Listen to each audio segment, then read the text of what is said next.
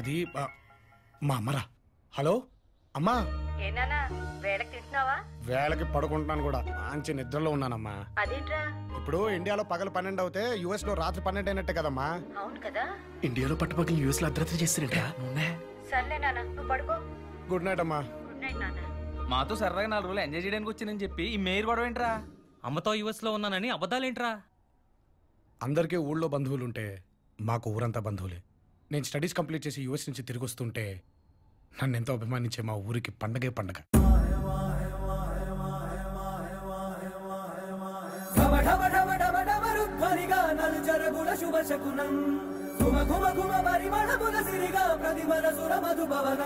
ఇది నర నరమున సలసలమను విధమున అలలెగసిన సంచలనం అను జనించిన ఒడి పుడమికి వెనుగిడ అడుగిడ మన యువ కిరణం.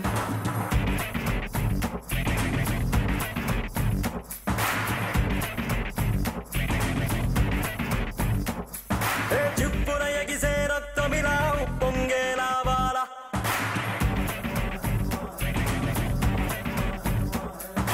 చిప్పున ఎగిసే రక్తమిలా పొంగేలా వాల చుమ్మని పొంగే సంద్రమున మనసు వెను ఉయ్యాల. అరే స్వర్గం కన్నా మిన్నానే జన్మించిన ఈ నేల, ఈ నేల అడుగే మోపి పులకించాలి వేళ.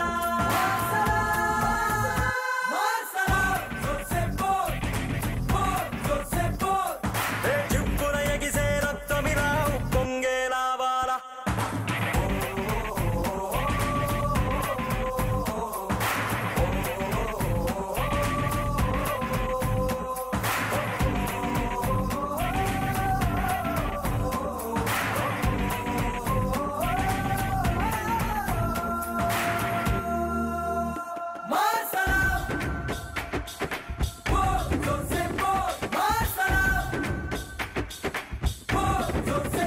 నీతిగా బ్రతుకును గడపాలి, నిప్పులా తప్పులు జరపాలి, మంచికై నిలబడి కలబడి ఎగబడి తగబడి చెడునెదిరించాలి. చరితలను చదవడమే కాదు, మనమే ఒక చరితగా మారాలి.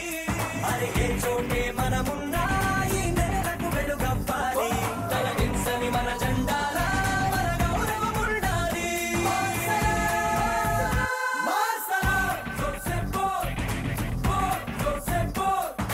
చిప్పున ఎగిసే రక్తమిలా పొంగేలా వాల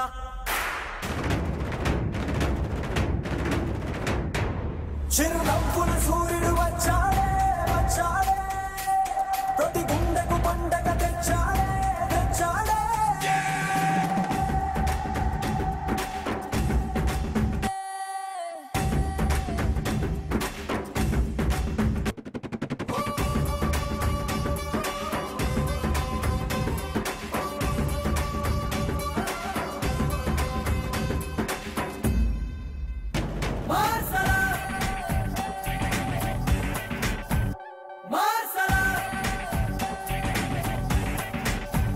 ఎవ్వరో ఎందుకు నడపాలి, ముందడుగు మనదే కావాలి.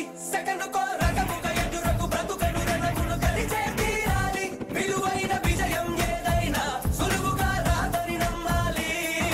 పడినా లేచే కెరటం మనకు ఆదర్శం కావాలి. పది దిక్కులు కొనియాడేలా మన పరిగణం ఉండాలి.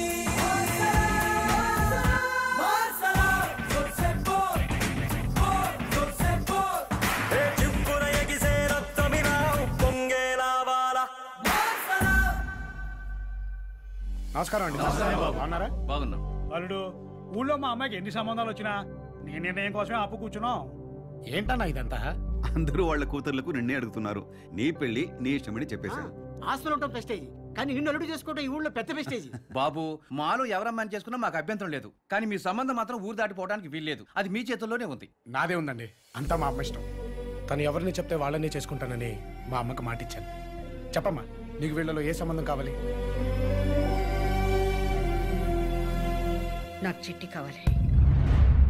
చిట్టి ఎవరో కాదు, నా మరదలు. మా నాన్న ఒక్కగానొక్క చెల్లి శ్రీవల్లిని ఆయన చిన్ననాటి స్నేహితుడు ధనుంజయకిచ్చి పెళ్లి చేశారు. మా అత్తయ్యకి ఆడపిల్ల పుట్టగానే మా ఇంటి కోడలు పుట్టిందని 2 కుటుంబాలు సంబరపడ్డాయి. వెళ్ళొస్తా వదినా. రామ్మా వెళ్దాం. నేను రాను, నేను అత్తతోనే ఉంటా. పోలే 2 రోజులేగా, నువ్వు వెళ్ళరా, నేను చూసుకో. అలాగే. ఓకే, వస్తాం బావ. వెళ్ళండి.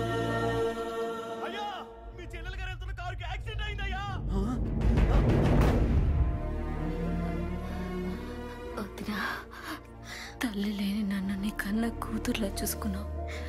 కాలం మారినా, మగాళ్ళ మనసులు మారినా నా కూతుర్ని నీ కోడల్ని చేసుకుంటావు కదా. చిట్టి పుట్టగానే నా ఇంటి కోడలదిగా. ఆ రోజు నుంచి చిట్టిని మా అమ్మ అత్తలా కాకుండా అమ్మలా పెంచింది. ఒకరోజు మీ బావమరిదిని పంచాయతీ ప్రెసిడెంట్ గా గెలిపిస్తే ఊరి జనానికి పట్టాలు ఇప్పిస్తామని చెప్పారు. మీ మీదున్న గౌరవంతో మీ బావమరిదిని గెలిపించాం. ఇప్పుడు ఆయన ఆ భూమిని ఓ ప్రైవేట్ కంపెనీకి డబ్బులు కమ్మేశాడు. వ్యవసాయం చేసే వాడి కళ్ళు ఆకాశం వైపు చూస్తాయి, తప్పు చేసిన వాడి కళ్ళు నేలని చూస్తాయి. ఇక నువ్వు ప్రెసిడెంట్ పదవికి పనికిరావు. రాజీనామా చేయి.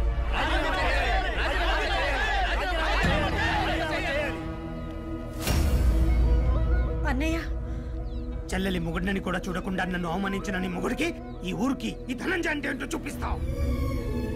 చిట్టి పుట్టగానే నా ఇంటి కోడలదిగా.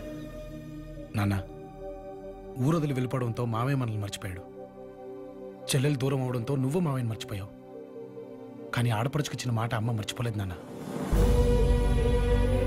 అమ్మ మాట వెనకాల ఉన్న అర్థం నువ్వే కదా నాన్న. మరి అమ్మని ఎందుకు అర్థం చేసుకోవట్లేదు? నన్ను మన్నించండి. నేను నా మేనకోడల్ని అడగడానికి వెళ్తున్నాను.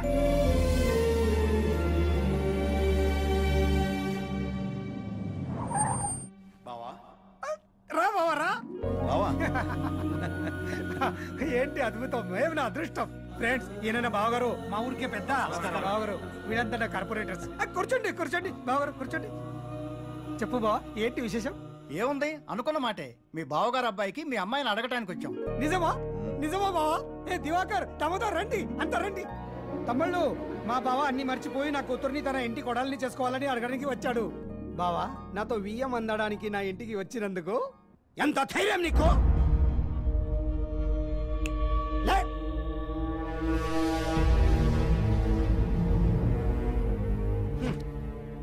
ఏమయ్యా రామచంద్రయ్య, ఊరి అందరి ముందు నన్ను అవమానించిన నువ్వు ఏ మొహం పెట్టుకుని నా ఇంటికి వచ్చావు? ఓ, కాబోయే నా మేయర్ పదవిని చూసా, లేక నిన్ను నీ ఊరి మొత్తాన్ని నిలబెట్టి కొనగలిగిన సంపదని చూసా? ఈ సిటీలో సెలబ్రిటీలో సైతం చేయందుకు లేని నా స్టేటస్ సింబల్ నా కూతురు. ఆ స్టేటస్ ముందు నీ స్టేటస్ ఎక్కడ? నా కాళ్ళ దగ్గర. ధనుంజయ్, మాటలు మర్యాదగా రాని. బెదిరింపులకు భయపడ్డానికి మీ ఊరి ధనంజయని కాదు, the brothers chairman would be mayor of Hyderabad. ఇక మీరు తలదించుకుని బయలుదేరచ్చు. ఆ మర్నాడే నేను పని మీద యుఎస్కి వెళ్తానన్న అబద్ధం చెప్పి ఇక్కడికి వచ్చాను. మా అమ్మ మాట నిలబడాలన్నా, మా నాన్నకు జరిగిన అవమానం మాసిపోవాలన్నా చిట్టి మా ఇంటి కోడలవ్వాలి. చెప్పరా, మాకు ఎలాగో నెక్స్ట్ ప్రాజెక్ట్ వచ్చే వరకు ఖాళీనే. నీ ప్రాజెక్ట్ సెట్ చేసేద్దాం. ఇప్పుడు ఏం చేద్దాం రా భయ్? తన కూతురునే తన స్టేటస్ గా ఫీల్ అవుతున్న నా మరదల్ని కలవాలి.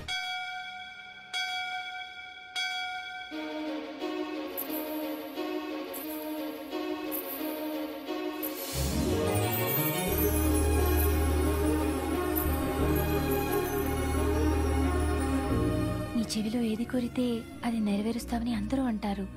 అందుకే నేను ఒకటి అడుగుతున్నాను. నేను ప్రేమించిన వాడు ఎక్కడున్నాడు, ఏం చేస్తున్నాడో తెలియటం లేదు.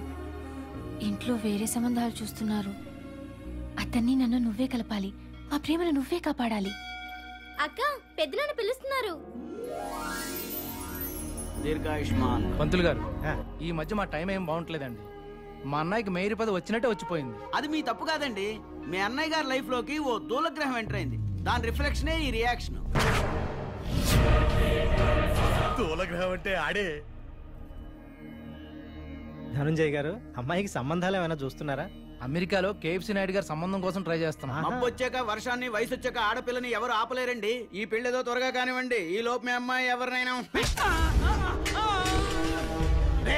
నా కూతురికి ఖర్చు కొనాలంటేనే మా ముగ్గురు అన్నదమ్ములకి నచ్చాలి. అలాంటిది తనని పెళ్లి చేసుకుపోయేవాడు నా కూతురు కంటే ముందు మాకు నచ్చాలి. ఎవడైనా నా కూతురుని ప్రేమిస్తే 4 పీకి వార్నింగ్ ఇస్తాం. అదే నా కూతురు ఎవరినైనా ప్రేమిస్తే వాడి కాళ్ళు చేతులు నరికేస్తాం. అంతేగా అమ్మా? తెలిస్తే ఏం చేస్తాడరా? వాడిని కొట్టమని మళ్ళీ మనల్ని పంపిస్తాడు. ఆడేం చేస్తాడు? వచ్చి మనల్ని పీకుతాడు. మనల్నే కాకుండా అన్నలింటికి వెళ్ళి వాళ్ళని కూడా పీకుతాడు. 10 ఏళ్ల నుంచి అన్నలింటి ఉప్పు తింటూ వాళ్ళని తన్నించడం తప్పు కదా? నీకు ఒక్కసారి చెప్తే అర్థమైపోద్దా? అన్నలకి ఆడే అన్న సంగతి మనం చెప్తే